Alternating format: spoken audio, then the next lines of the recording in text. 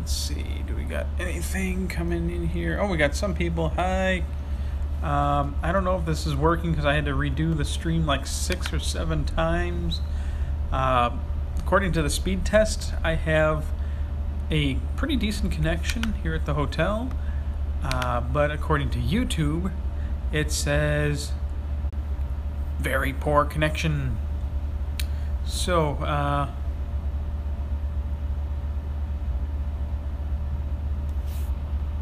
let's see. Oh, play LC. I don't really. Well, I'm in a hotel room right now, so the question was, you should, or comment, you should get a webcam for live streaming. Actually, I could use my camcorder with a video capture card, which would be better, but it's a little bit much to go lugging around. I mean, I'm in a hotel room right now, and I'm getting ready. Tomorrow is the Tesla live stream, or semi-truck event. Why is I keep getting live stream offline? Can any of you actually hear me? Okay, it is working. It's working fine. Huh. Because I'm trying to load it on my laptop and I get nothing. So now we got about 15 people in here now.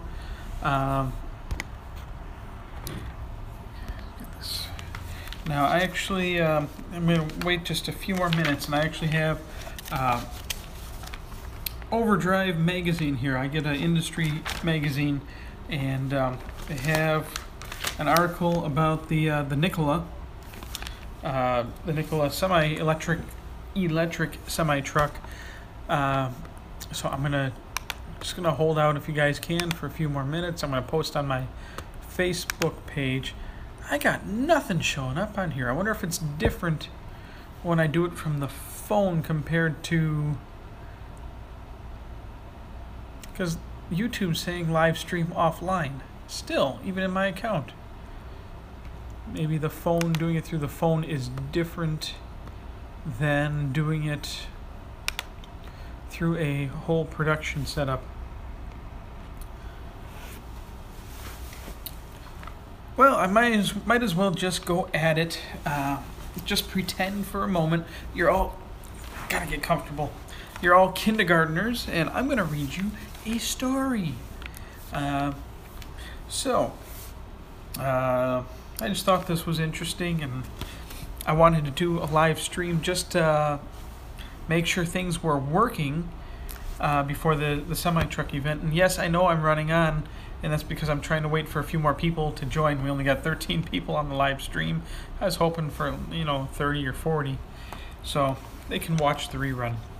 Jumpstart, an electrified truck concept, has taken on a real life, with players large and small vying for the future shares of Class 8 market. It's not only large fleets that are placing orders. So let's see. It hasn't been that many years since natural gas was pitched as the low-cost, low-emissions fuel of the future for trucking. In just the last year, trucking's fuel speculation has assumed an even more radical form: electricity. A research report projects sales of electrified trucks will grow to more than 150,000 annually in just 10 years. I think it might happen a little quicker than that. That encompasses medium and heavy-duty trucks and would account for about 5% of those trucks forecasted to sell in 2026. Startup Nikola says that 8,000 of its electrified tractors have been ordered.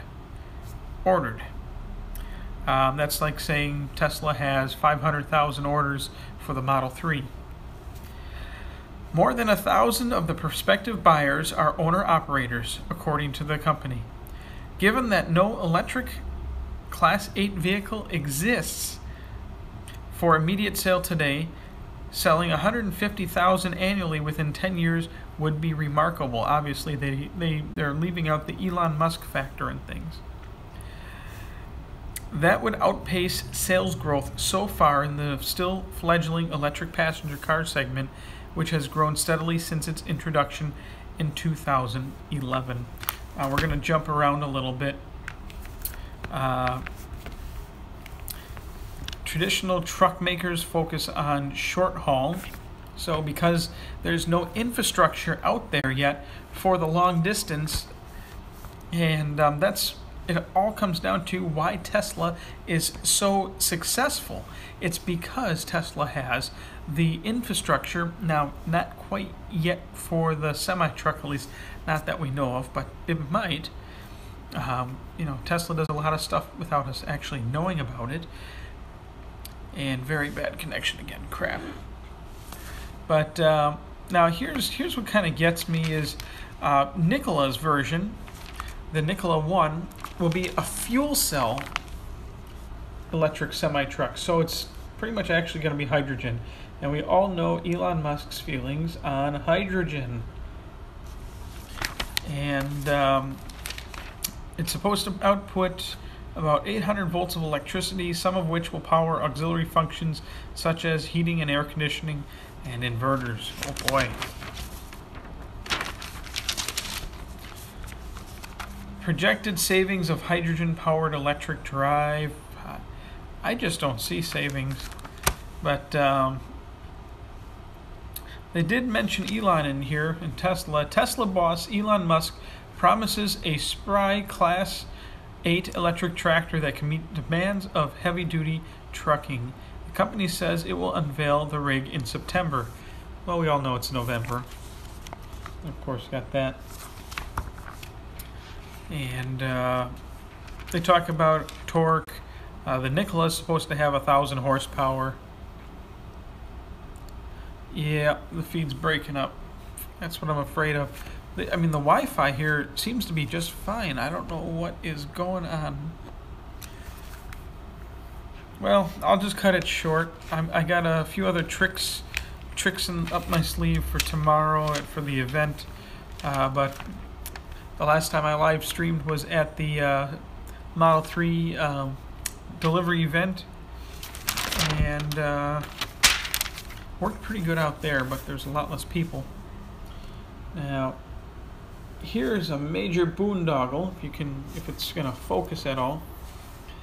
This is under the hood of the Nikola electric hydrogen-powered semi-truck, and it's kind of like a breakout view. So basically, you're gonna have high-pressure hydrogen tanks sitting right behind your back. Ouch. Yeah, and I just don't see the Nikola really doing it. Maybe in the very short term, yes, because they have hydrogen, which can technically fuel quicker than electric, but at the same time, there's no place to fuel up hydrogen, except, a few places in probably California. Electric's everywhere. So, alright, I've given up on that. Either way, I just thought that was somewhat interesting. So let's see what we got from some of you guys here. How are my solar panels doing? They're doing so-so. Actually, do you guys want to see? Let's see my solar production. Where do we got there? I just had my 2 worst months of solar production.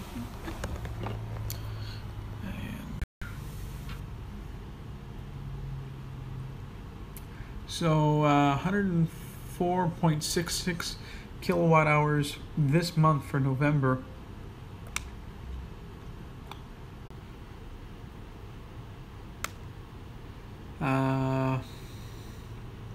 Only did 1.72 kilowatt hours today. It was pouring and rainy and cloudy today. October and November has been horrible for solar. Let's see that. That was today. Let's go through the week. Yesterday, it's pretty sunny out yesterday.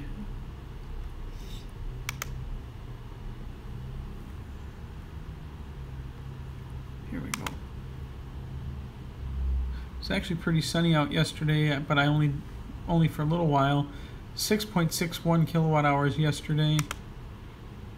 10.57 on Sunday. 1.51, 3, 4, 10. It looks like my max production. Okay, here was a perfect sunny day. You can see this is just as the sun came over my neighbor's roof. And then as soon as it went over the roof, shoom, whee! And then as it started setting off the other side of my roof, I have a very poor roof for solar. Although, I mean, all things considered, it works pretty well. Lifetime, I'm at 5.4 megawatts.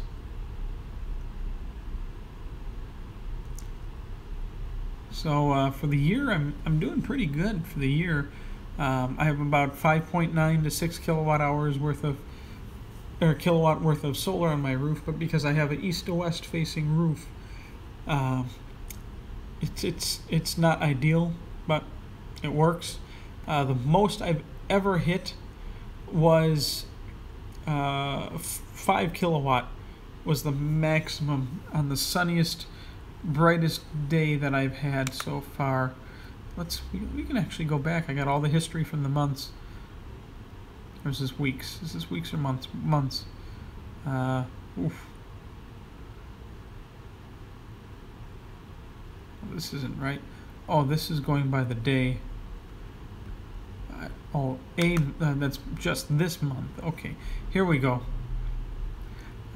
February, only got part of a month in February because that was the month my solar was turned on. So surprisingly, I hit 18.658 kilowatt hours a day during the day, one day in February. Check that out. Good, and then we had a little bit of cloud. My best was actually July, despite June actually having longer days. Let's see what's my highest. 36 kilowatt hours in a day. I don't think that was my highest day though. That was my max production on that day was 4.366. Let's take a look at June. I thought I had some pretty good days in June. 38. Oof. Oh, look at that. Look at that wave. Down here you can see sun's just coming over the neighbor's roof, and then shoom. 4.4. I know I watched it hit 5 once or twice. Oops, what did I touch? Crap. Was that in August? July, August. Well, I'm not going to be able to dig through that too well. And then, of course, I have the layout. And I can actually see what each individual panel's doing. And considering how cloudy it was today, there was some major delays at the airport. But it tells me what each panel in my system's doing. The worst was 91. Wow, that's usually the lower one. 78.25, 76 watt hours for this panel down here.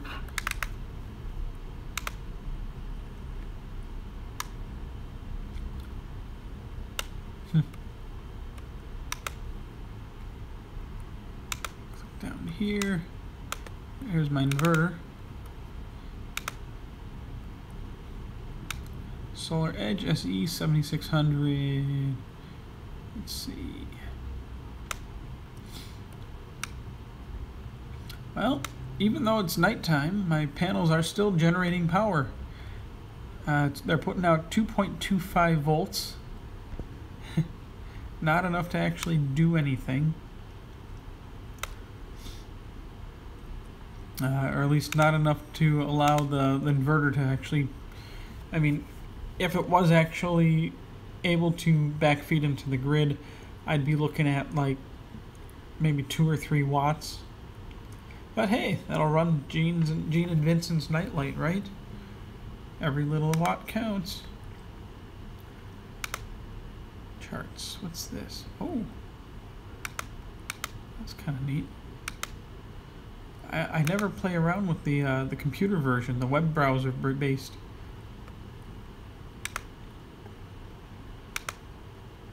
Some neat stuff in here.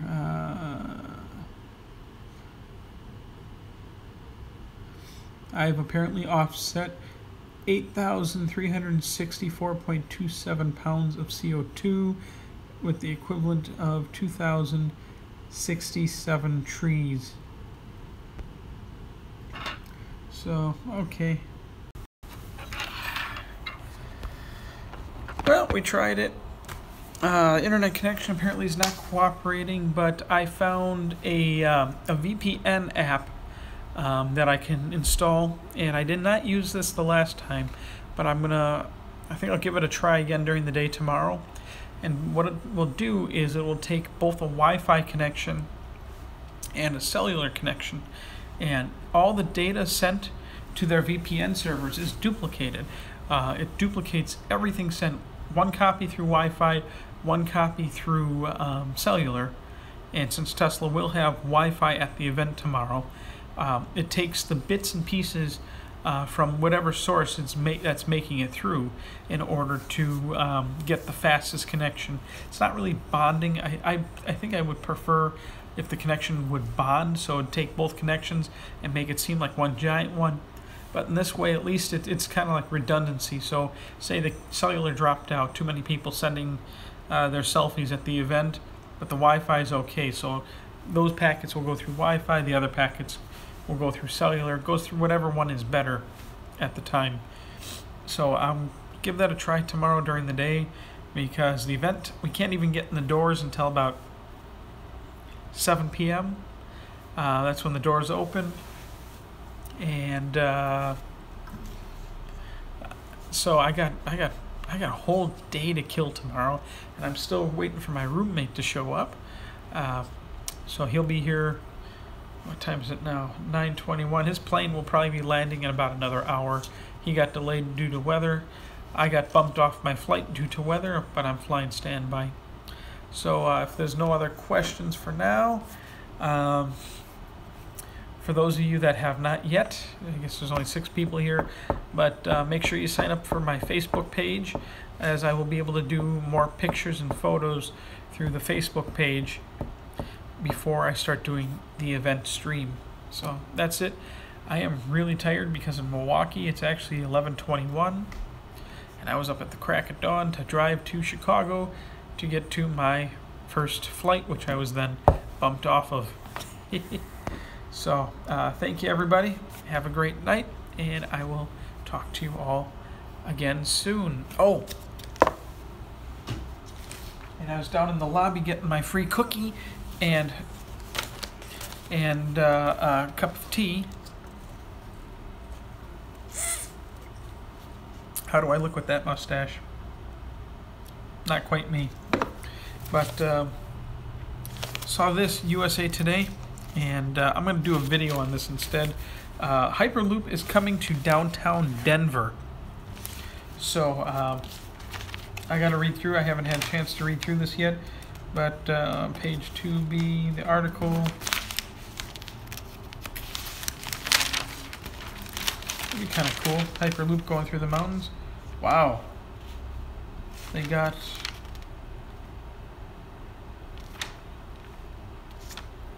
Yeah, it's a pretty decent article. Something about iPhone in here too.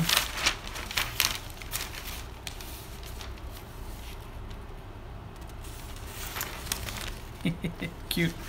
So that's it. K-Man is signing off, and good night, everybody. See you all tomorrow. Come on. Come on.